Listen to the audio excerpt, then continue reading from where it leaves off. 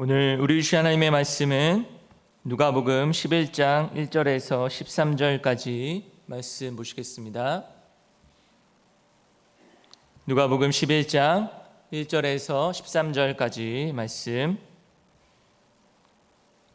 우리 한 절씩 교독하며 읽고 마지막 절은 같이 읽겠습니다. 예수께서 한 곳에서 기도하시고 마치심에 제자 중 하나가 여짜오되 주여 요한이 자기 제자들에게 기도를 가르치신 것과 같이 우리에게도 가르쳐 주옵소서.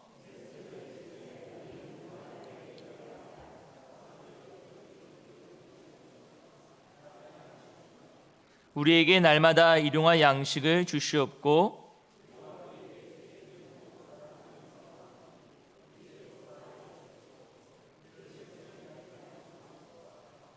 또 이르시되 너희 중에 누가 벗이 있는데 밤중에 그에게 가서 말하기를 벗이여 떡 세 덩이를 내게 구워 달라.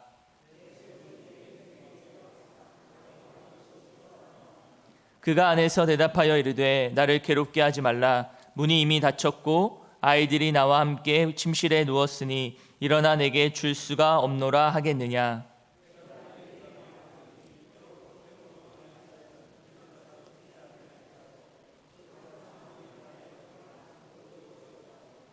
내가 또 너에게 이르노니 구하라 그러면 너에게 주실 것이요 찾으라 그러면 찾아낼 것이요 문을 두드리라 그러면 너희에게 열릴 것이니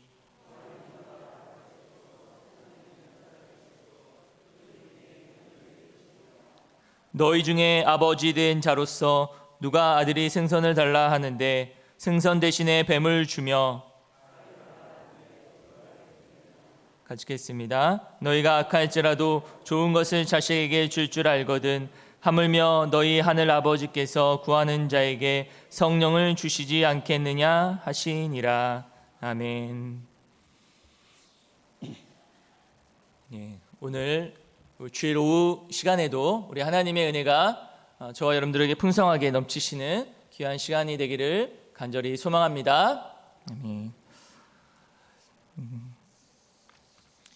여러분, 기도라고 한다면 여러 가지 기도를 어떻게 생각하십니까? 기도를 우리가 하나님의 백성으로서 또 구원받은 자녀로서 기도를 하며 살아갑니다. 새벽에 나와서 기도할 때도 있고 아니면 그 시간이 안 되어서 이제 골방에서 따로 하나님과 1대1로 만나서 기도하는 그 시간도 있을 것입니다. 그리고 예배, 금요기도회 같은 경우에는 이제 함께 교회를 위해서 열방을 위해서 함께 기도하는 시간, 그런 시간도 있다라는 것이죠.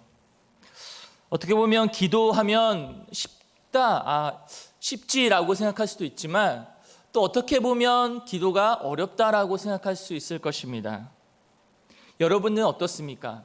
기도하는 것이 쉽습니까? 아니면 어렵습니까? 사람들마다 분명히 다르다는 것이죠. 요즘처럼 바쁘고 정신없는 삶을 살아가는 삶에 있어서 조용히 하나님 앞에 나와 기도하는 1대1로 만나는 그 기도의 시간을 갖는 것이 너무나 어려운 시대에 우리는 살아가고 있습니다. 그렇기 때문에 기도에 대한 중요성을 너무나 잘 알고 있음에도 불구하고 우리는 기도하는 시간을 하나님 앞에 내어놓지 못하는 경우가 많다는 것이죠. 때로는 내가 하는 기도가 과연 들어주실까? 과연 그 기도가 하나님이 들으시고 응답하시는 기도인가? 그런 의문을 들 때가 많다는 것입니다. 때로는 기도가 중요하지 모른 채, 왜 중요한지도 모른 채 그냥 하루하루 살아갈 때가 많다는 것이죠. 그런데 여러분, 기도는 하나님의 능력을 경험하는 것입니다. 하나님의 은혜를 경험하는 것이 기도입니다. 그래서 그 기도의 능력을 경험하지 못하면, 기도의 맛을 모르면 그 기도를 하는 것이 너무나 어렵게 느껴지죠. 여러분, 우리가 사과를 먹는 데 있어서 사과가 있는데 그 사과를 먹으면 맛있다는 건 아시죠? 근데 먹어보지 않으면 맛있다는 것을 압니까? 모릅니까? 모른다는 것이죠. 그러니까 기도도 기도하는 자가 기도할 때 하나님의 응답을 받게 되면 그 기도의 맛을 알게 되죠. 그러면 맛을 알기 때문에 기도의 자리로 나아가게 되고 매일매일 하나님 앞에 기도하는 것이 즐겁고 어렵지 않고 쉽다라고 느껴지는 것이죠.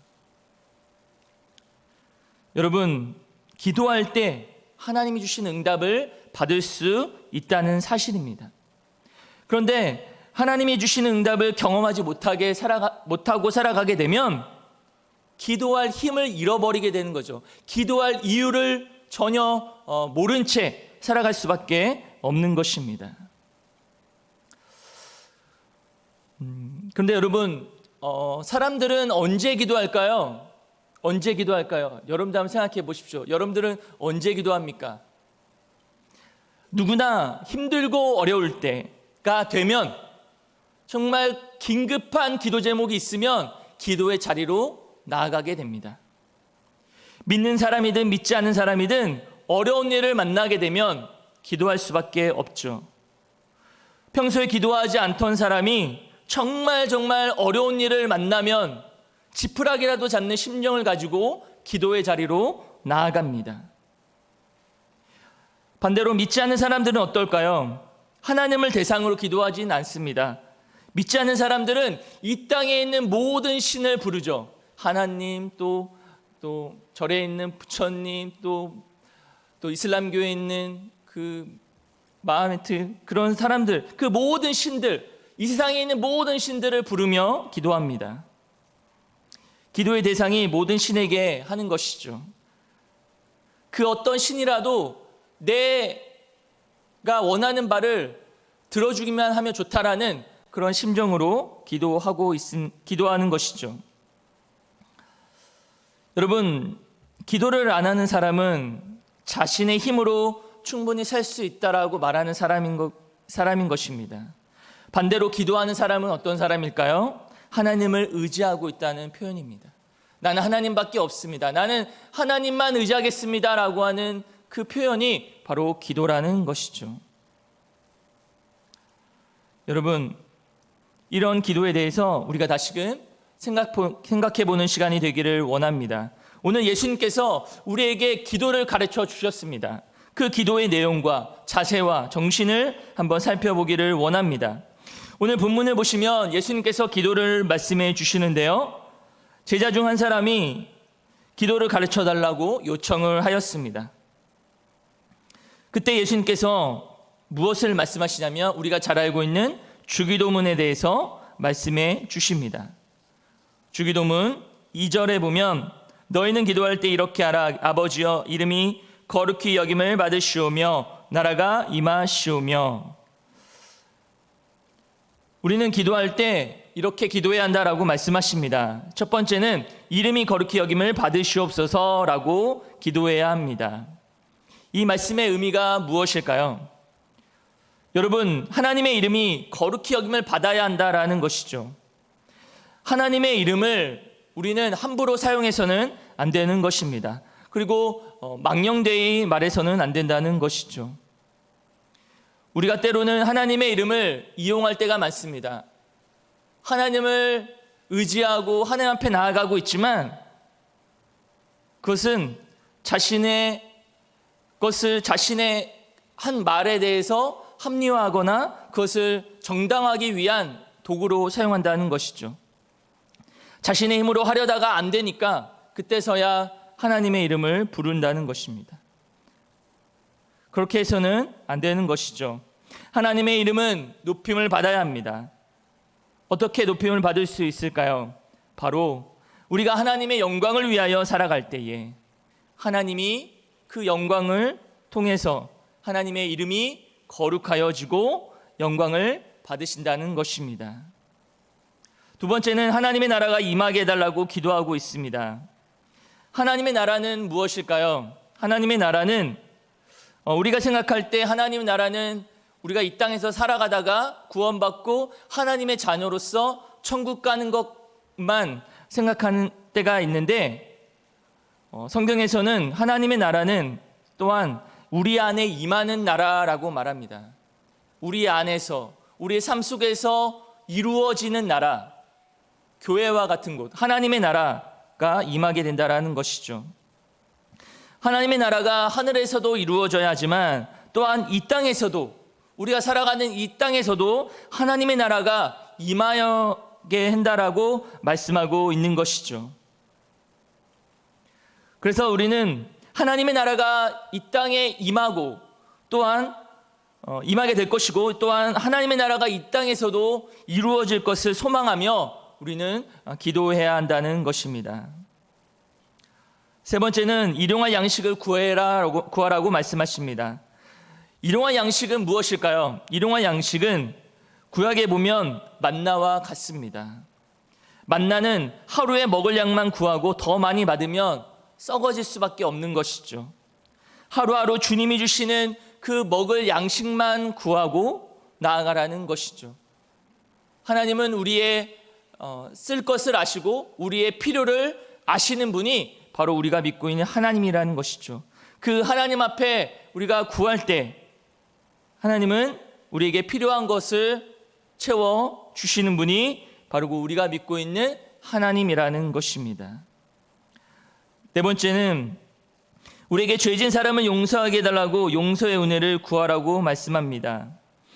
하나님에게 죄 용서를 구하는 사람은 자신도 먼저 나에게 죄진 사람들을 용서해야 한다는 것이죠. 내가 하나님 앞에 죄 용서함을 구하기 전에 나에게 죄를 지은 사람이 있다고 한다면 그 사람을 먼저 용서해야 한다는 것입니다. 마지막으로 우리를 시험에 들지 않게 기도하라고 말씀하시죠.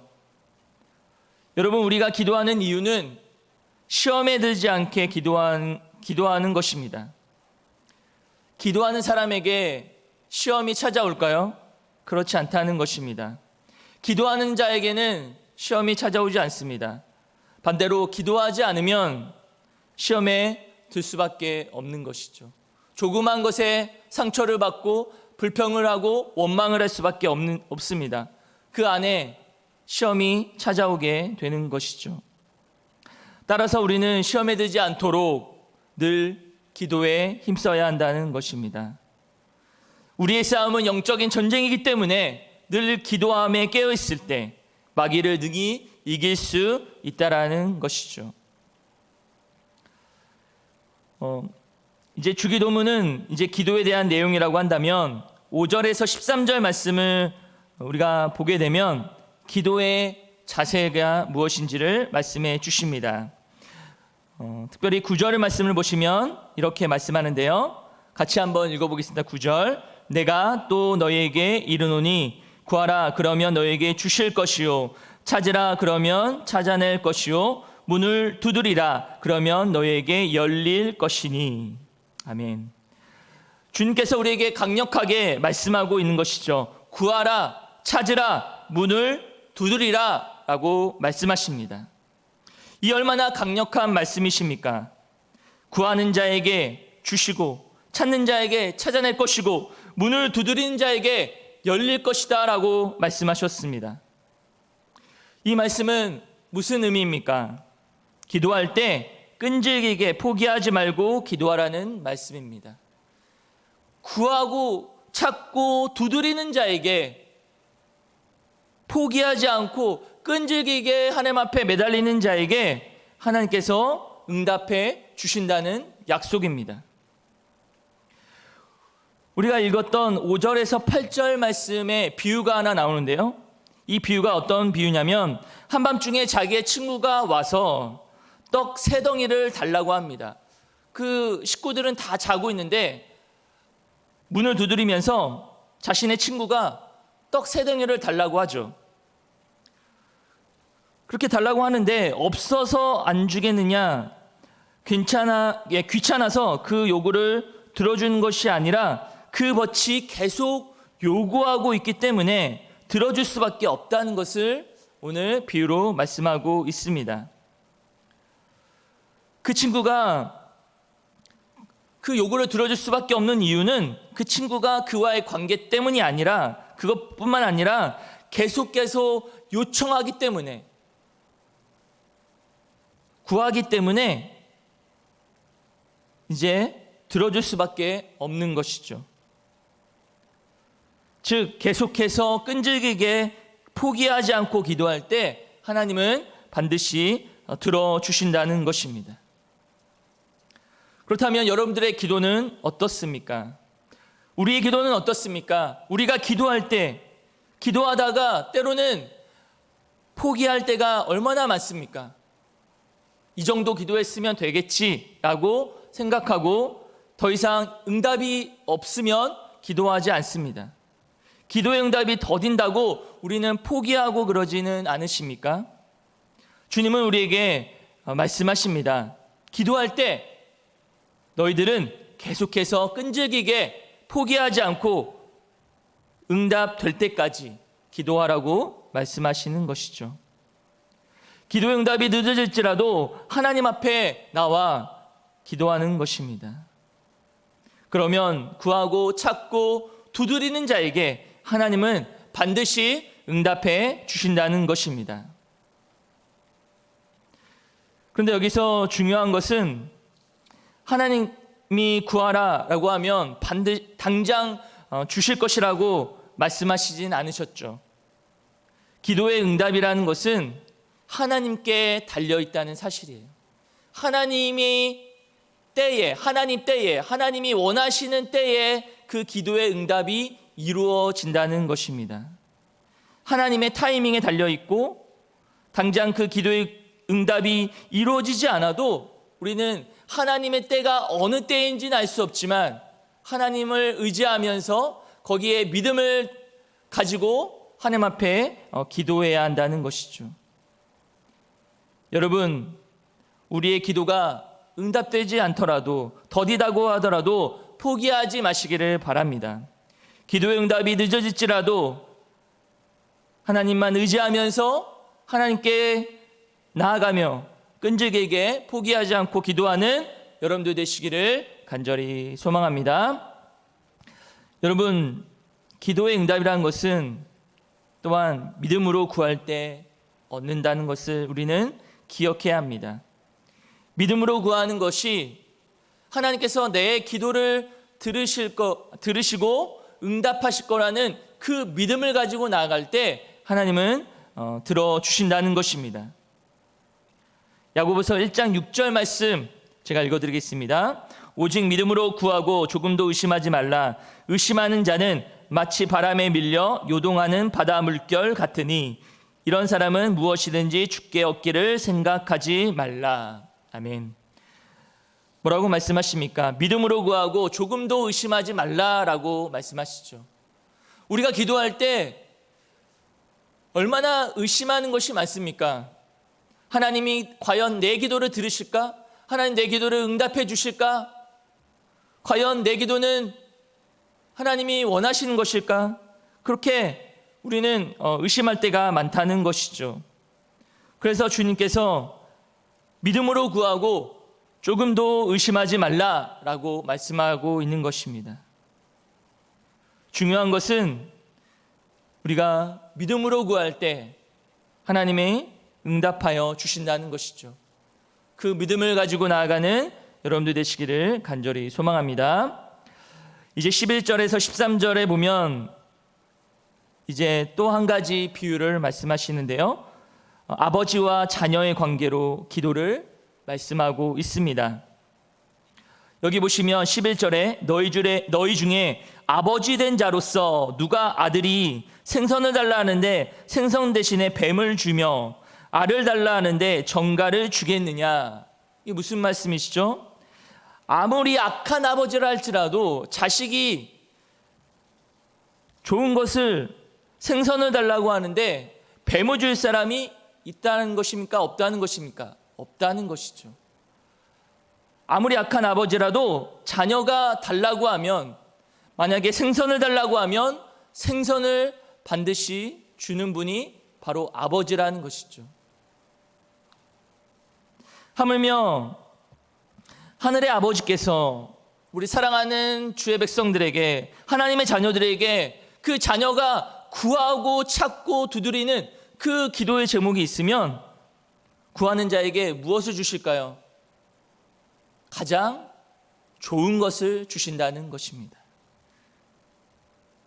하늘의 아버지는 우리에게 있어서 가장 좋은 것을 주시는 분이십니다. 때로는 우리가 기도하면서 하나님 앞에 하나님, 제가 이런 것을 구했는데 다른 것을 주실 때도 있습니다. 그러면 우리는 그때는 잘 몰랐지만 돌이켜보니까 하나님께서 나에게 가장 좋은 것을 주셨구나 라는 것을 경험했을 것입니다. 여러분, 하나님께서 우리에게 우리가 원하는 것을 주시는 것이 아니라 하나님께서 우리에게 있어서 가장 좋은 것을 주시는 분이라는 것을 여러분들 꼭 믿음으로 고백하시기를 바랍니다. 하나님은 내가 원하는 것을 받고 응답받는 것을 원하시는 것이 아니라 하나님은 우리에게 있어서 가장 좋은 것을 주시기 원하고 그 좋은 것을 통해서 하나님께 영광 돌리며 살아가기를 원하신다는 것입니다. 그런데 우리는 기도를 통해 내가 원하는 것만 받기를 원합니다. 내가 원하는 것, 내가 좋아하는 것, 내가 생각하는 것, 내가 바라는 바만 받기를 원하고 그것이 기도의 응답이라고 우리는 생각을 합니다. 그러나 하나님은 우리의 생각보다 다른 생각을 갖고 계시죠. 우리의 생각보다 더 넓으신 그 하나님께서 우리가 생각하는 것보다 더 뛰어넘을 우리에게 가장 좋은 것을 주시는 분이 바로 우리가 믿고 있는 하나님이라는 것입니다. 그 하나님을 믿고 의지하며 나아가기를 원합니다. 여러분, 우리가 기도를 왜 합니까? 기도를 통해서 응답되는 것이 목적입니까? 아닙니다. 하나님은 우리의 기도의 응답보다 더 원하시는 것은 바로 하나님과 우리와의 관계에서 서로 교제하기를 원하신다는 거죠. 서로 그 마음을 터놓고 이야기하기를 원하시는 거예요. 관계를 맺기를 원하신다는 것입니다. 그것이 기도가 되는 것이죠. 하나님은 우리가 무엇을 받는 것보다, 하나님은 우리가 응답되는 것보다 더 원하시는 것, 그것은 우리와 교제하기를 원하신다는 사실입니다. 우리가 기도하면서 그런 하나님의 마음을 알게 되는 것이죠. 내가 원하는 것은 이거였는데 하나님이 나에게 원하시는 것은 이것이 아니었고 하나님은 나와 교제하기를 원하셨구나 라는 것을 깨닫게 되는 것이죠. 그리고 하나님의 마음을 알게 되는 것입니다. 하나님의 은혜를 알게 되는 것이죠. 하나님이 나를 향한 그 마음을 깨닫게 되는 것이 바로 기도가 되는 것입니다. 이제 13절 말씀을 보시면 이런 말씀이 있습니다. 너희가 악할지라도 좋은 것을 자식에게 줄 알거든 하물며 너희 하늘 아버지께서 구하는 자에게 성령을 주시지 않겠느냐라고 말씀하십니다. 여러분, 하나님이 우리에게 원하시는 것, 가장 좋은 것 무엇일까요? 바로 성령 하나님을 주신다는 것입니다. 성령 하나님을 보내주신다는 것이죠. 기도할 때 하나님께서 우리에게 최고로 좋은 것을 주시는데 그 좋은 것이 무엇인가? 바로 성령이라는 것입니다. 하나님이 우리에게 가장 좋은 것을 주시는 것, 그것이 성령인데 그 성령을 받으라라고 말씀하고 있습니다. 여러분, 성령을 왜 받아야 합니까? 성령을 받게 되면 우리가 진짜 하나님의 사람으로서 변화될 수 있다는 것입니다. 성령을 받게 되면 우리는 어떻게 변화될까요? 기도할 때 처음에는 인간적인 것을 구했고 내가 원하는 것을 구했지만 이제는 기도하면 할수록 영적인 것을 찾게 되고 영적인 것을 이제 생각하게 된다라는 것이죠. 즉 하나님의 능력을 입게 된다는 것입니다. 기도를 통해 성령을 받게 되고 우리 안에 조금씩 변화가 일어나게 되는 것입니다. 내 안에 있는 죄가 떠나게 되고 내 안에 있는 상처와 아픔이 치유가 되고 내가 변화되고 가정이 변화되고 교회가 변화되는 그런 놀라운 역사들이 일어나게 되는 것이죠. 주님이 주시는 그 성령을 통해서 우리의 마음이 충만하게 되면, 하나님의 마음을 알게 되면 이제 다른 영혼에게 마음을 두게 됩니다. 잃어버린 영혼들을 향해 우리의 마음이 쏠리게 되는 것이죠.